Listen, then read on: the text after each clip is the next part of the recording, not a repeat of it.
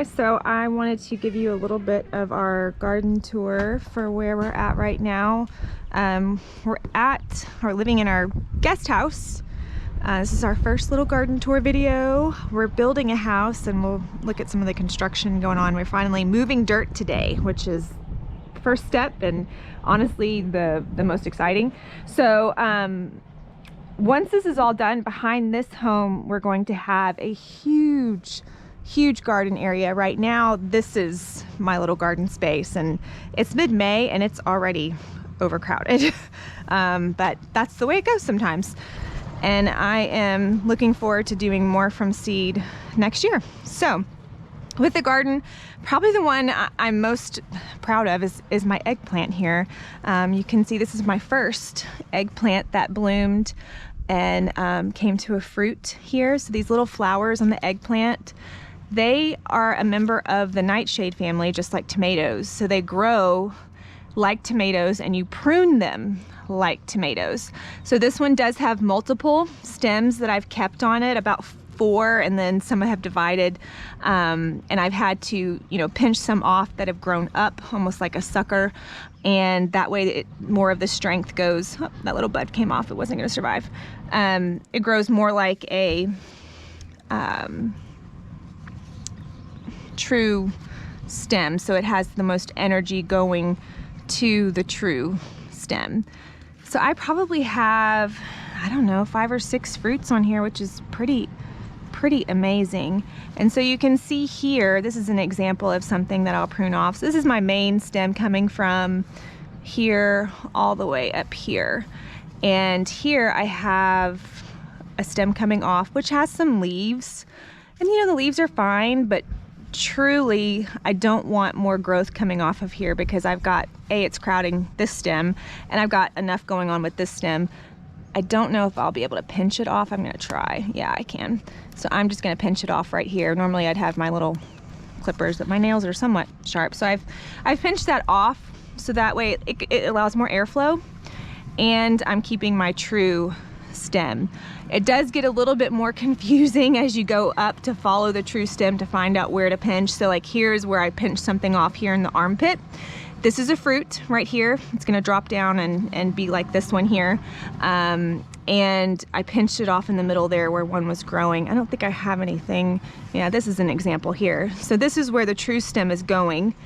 And this one here is an armpit sucker. It's trying to grow something there. I don't want it to. I want it to stay to the true stem. So that's my eggplant. I'm very proud of it, and mainly because I had bought this last year as a start and I overwintered it in a pot and I kept it in my house when it was cold because they don't do too well over winter outside. And I brought it out here. I learned that they love water and nutrients, so they love that stuff. So once I had it in here and I pruned it back and learned the right way to prune it, it took off. I mean, it really took off. And I actually had a huge aphid problem when I first put it in here. I was constantly having to come out here and spray vinegar water on those aphids and just to keep them, or spray them with the hose to knock them off. But now, I mean, this plant is just rocking it, and I've seen more ladybugs and things like that to help, keep the aphid population down. So it's really helped a lot, really helped a lot. So this is our eggplant, Black Beauty. And here's some dill. This thing started out as a tiny little fellow, and it struggled. Honestly, I think this is one of those that are pretty finicky in the garden at first. And I was like, this thing's not gonna grow for me because I've killed dill plenty of times.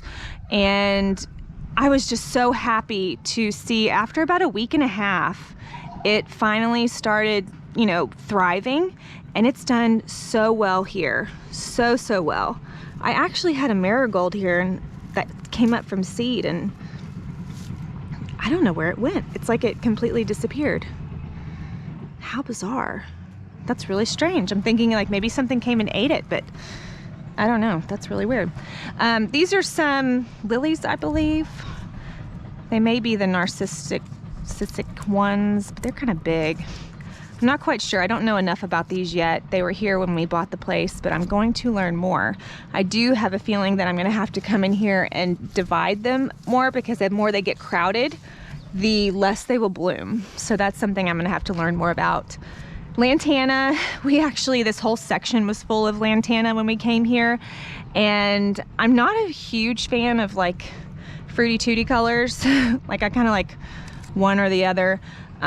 So for me, we took it all out because I knew this was going to be my garden space, and when we have it just as a guest house, I want it to still be a garden space for guests that come, so they can, you know, pick from it and enjoy it. But this little lantana here, I mean, it was like down to the ground, and it's so hardy, it's not even funny. So it's come back, and I've let it just kind of do its thing, even though I've got the cucumbers here that are really too crowded, to be honest. I didn't have a lot of space. I only planted 3 cucumber starts in here. They were tiny, and added the little trellising with the twine, and then added this one in the back because I was just having so much growth, and they were starting to, you can see them over there, you know, hanging on my tomato plants, which, you know, that's to be expected with these viney things.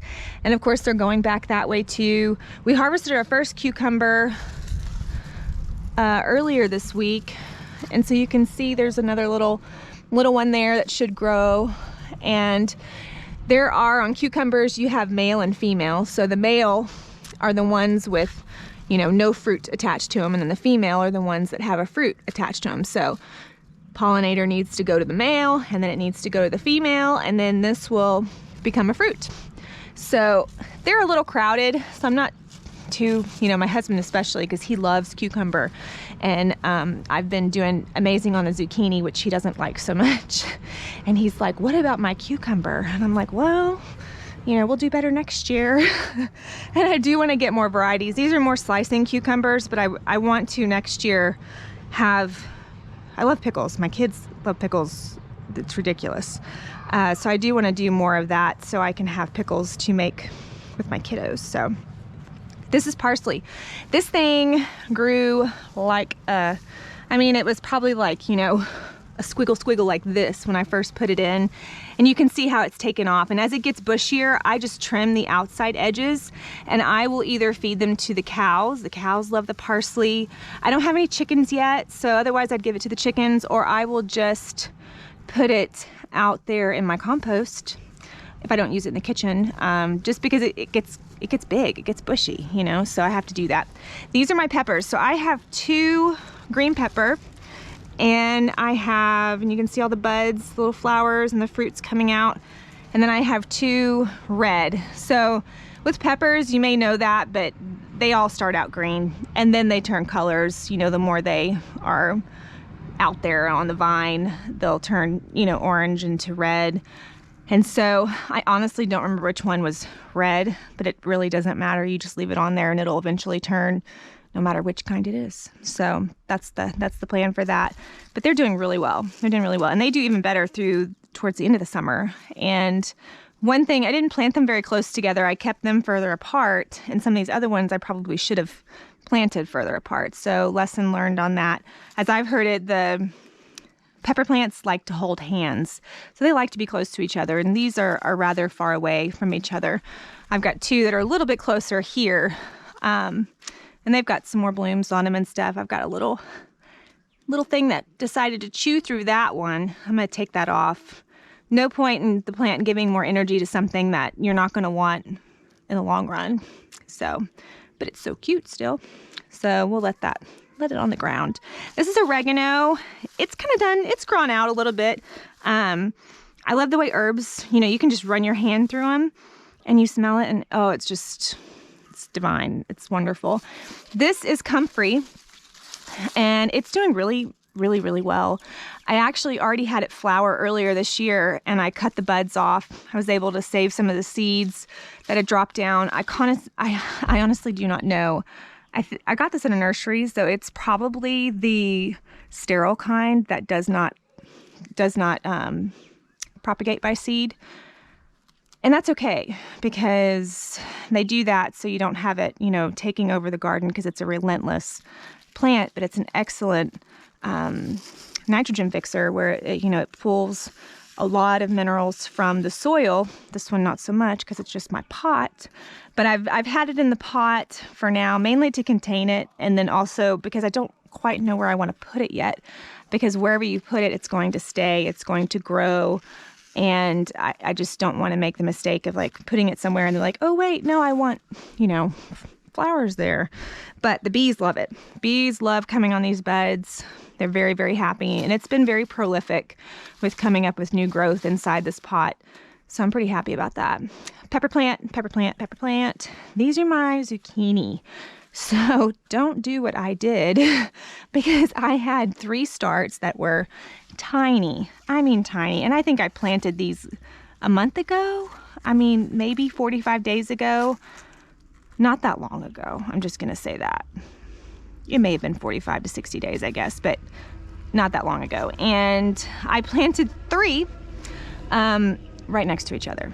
Right, mainly because I had 0 success with zucchini in the past because of squash borers. And I got 1 zucchini last year, 1. And that was when we lived back in Magnolia, Texas. And I was just nervous. I'm like, you know what? I don't care. It's a big fat experiment anyways. I'll just put these 3 out there and see what happens. And they took off like nobody's business. And so we've harvested, I don't know, close to 7, 8 zucchini already, and you can see this one's growing. This one, I'm not sure if it got pollinated. I'm going to leave it on there for right now. But just like the cucumber, these are your male flowers, okay?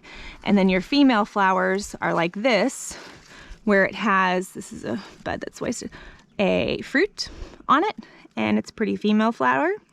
And once it's pollinated by the male, pew, pew, it will turn into a fruit. It'll keep going.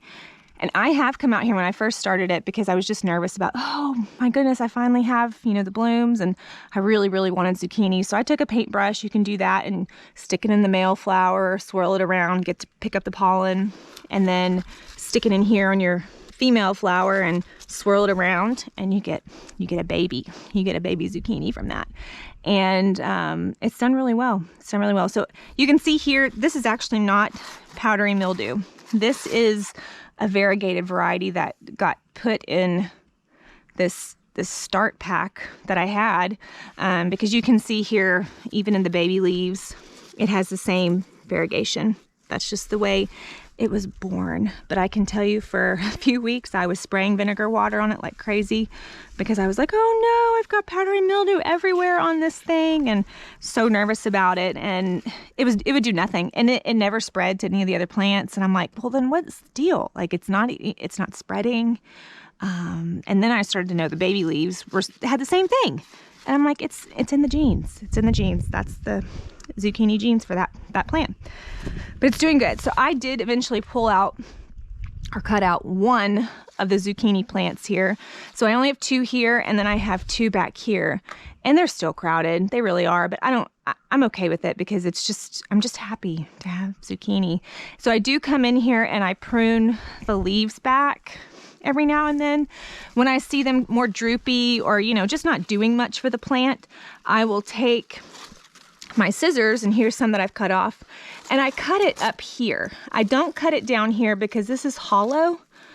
This is hollow, and when you do that, it secretes like a juice or I don't know. It's a liquid thing, but it sometimes will attract like slugs, and it tells your plant, or it tells the things around it, hey, I'm injured, I'm trying to heal, I'm injured, I'm trying to heal. So this doesn't send that signal. If you cut it off here, like at the tip of the leaf, you're not going to get the big open wound, and the plant will be happier, and it's not going to send out such a stress signal that it could otherwise. So this here, if you can see, my first little nasturtium, and I just planted it. I stuck a seed in there, and I think I did 2, and only 1 germinated here. There's probably a better spot for this than, under the zucchini plant. But overall, it has done fine for me. I can't wait to see something happen with it. I've been trying to keep the leaves back here so it can get the sun that it needs to, you know, grow and flower would be the goal. This is my oregano, and I had the Greek, well, I don't remember. One's Greek and one's, oh man, maybe it's Italian, who knows. This thing wants to go to seed, and to me, it's not even that hot, so I don't quite understand. If I didn't have a ton of oregano, I would probably snip these buds off just to promote it, you know, keep it from going to seed per se. You could do that, but I've got so much of it that I'm okay, and I was kind of like, ooh, let's just get some flowers. I'm happy with the flowers. And then I can save the seed, but I have dried oregano before, and it is amazing. You just, you know, cut off what you're, you know, wanting to dry out, hang it up for a few weeks, and then just take the leaves off. I crushed them and chopped them a little bit and keep them in a little baggie for dried oregano, and it's fantastic. It's way better than the store-bought stuff, and very easy to grow. Very easy to grow. It's easy. For these in this bed, we did a drip system, so every other day it'll water through the drip system, and it's done really well, really well. This is our rosemary. Love rosemary. Same thing. You can run your hands through it, and it's divine. It's divine. I love Thanksgiving when it calls for rosemary with the turkey, and it calls for 3 or 4 sprigs or whatever, because you're going to stuff the turkey with it and the butter sauce or whatever. So you take it, and that's probably one of my favorite times for using rosemary, because it's just amazing, the fragrance for that. So last thing in this bed, or last couple things, little nasturtium here. It's doing good too. This is my basil. I actually had 6 of these in a pot. They were tiny, and I didn't realize that 6 were in the pot. And this happens to be where the water comes down from the roof, right here. And this was not the best spot, because a ton of water comes here. And the basil, you know, it's not real happy getting its feet wet all the time. But that's why I trimmed it back, because it was just too crowded. I should have split the plant up to begin with, but I don't know where I would have put it if I did that anyways. But I kept 2 as I gradually did that, and it's been doing better. It's not struggling near as much as it was before, when it was getting too wet and too crowded, so it's doing good. And I have 2 cherry tomatoes. I have this variety here, which I could not tell you which one it is. Maybe I'll find it and I can write it in there. But it's doing good. It's doing really good. It's very different than this. This is the other cherry tomato. And I believe these stay more orange. I believe they do. And you can see how close together these are. And then over here, you can see how far apart they are. It's kind of crazy. This one you can see I have with bamboo, and it has broken when we had wind. And I'm going to have to get something taller, because this thing will probably get 6-7 feet easily. It's only May. You can see how tall it is right now. But these I'll go over, you know, a different how to prune your lovely tomatoes so they can grow on a single or double stem. This little thing fell off, this little guy, and that's okay. As it grows taller, I do take them off, trim them off at the bottom. This one also broke, and it's because it bent over from the wind. And the bamboo, I've got to replace it because it's barely hanging on. So I'll throw that out there. I'll put it, the cows will eat the tomato leaves. They'll eat that. They will not eat these. It's the texture thing, I guess, because they're kind of spiky. So that's the other cherry tomato variety. These 2, I do know what they are. These are bigger tomatoes. This is the Gardener's Delight. And to me, this variety is a rock star. So you can see the fruit that it put on. I've got this one down here at the bottom that if there was a way I could figure out to somehow elevate them, because obviously you don't want caterpillars and things like that chewing through your tomatoes. But it's doing good. It's starting to get, yeah, see, I've got 2 of them. That's why you don't want them touching the ground so much. Little boogers. Okay. Yeah, those ugly things. That's all right. Okay. But it's growing. It's doing good. And I've got more of the fruits on each vine there. Pretty happy. There's a little sucker in the armpit. pull that guy out. All right, but overall I'm pretty happy with how that's doing. This one here is Super Fantastic. Super Fantastic, and it's doing super fantastic. It again is on the ground, and I've got to find a way, because you can see here, this one's, look at that, those darn bugs. And honestly, if I had more space and I need to maybe pull this up a little bit more off of the ground, and I do that through the string that I have up here and trellis it, these things hang on to the string. It's just really hard to pull it up and get it perfect. I mean, well, I wouldn't say it's super hard, but it's some trial and error trying to, and the weight of it, you know, you don't want the weight just on one little branch. Like, that's a lot of weight on it, but it's, you know, keeping it up more, and I think it'll be fine because it's stronger there. It's stronger there, but that helps it stay upright a little bit more. All right, so cucumbers were good. So let's go look at my flowers, my beautiful flowers. So this is probably the last part, because this is the end of my garden area that we've worked. We have a rose bush, the knockout rose. Not my favorite rose, to be honest, because it's so stinking popular, but it does good. I mean, it does good. I'm not going to tear it out. I'm happy for it. I'm going to love it and prune it, and, you know, get other roses down the road that I'll love too. So it's going to stay. And then here, we put like a mushroom compost that we had sitting in our backyard for a while with some topsoil. So not a lot of, you know, nutrient rich material. This is one drip line here that we have, and I spread bukus of seed, like way too much seed. There shouldn't be this much seed. This is actually a very patchy area that doesn't have a ton, but there are sunflowers. There's zinnia, cosmos. These are cosmos here. We'll see some bigger ones over there. I don't know, that could be a ragweed, because I had to pull a bunch of ragweed out over there. I'll have to study it a little closer. I've been kind of letting things grow here just because it was such a variety that I put in here, and I don't really know what's a weed and what's not. But this is parsley. I don't know why they put parsley in the flower mix, but when I looked it up again, I was like, oh my gosh, they did. They put parsley. There's dill too. I have some dill growing over there. These are zinnias. I love zinnias so much, so much. So they are starting to bud out, and like, this is dill. This is dill. Of course, dill gets really beautiful flowers when it seeds too, so maybe that's why it's in the batch. This here, I'm excited about this one. I think it's borage. Not quite sure. Here it is again.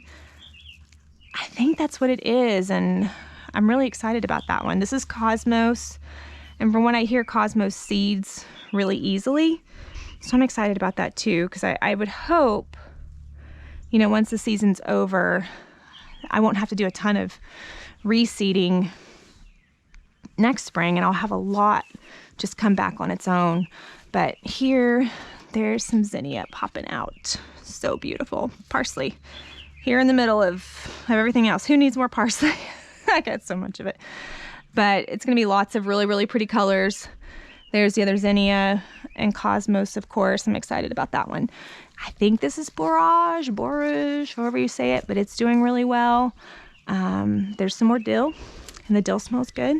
So yeah, pretty proud of this little area, mostly because it was, you know, a quarter pack of a mixture of seeds. So that may have cost me like $1, if that, for this, and I certainly didn't have to plant it this close together, but I did it anyways. But yeah, learning a lot along the way. We're certainly doing the same. That's our goal. That's our mission, to keep learning and to, you know, give back and help other people learn. So thanks.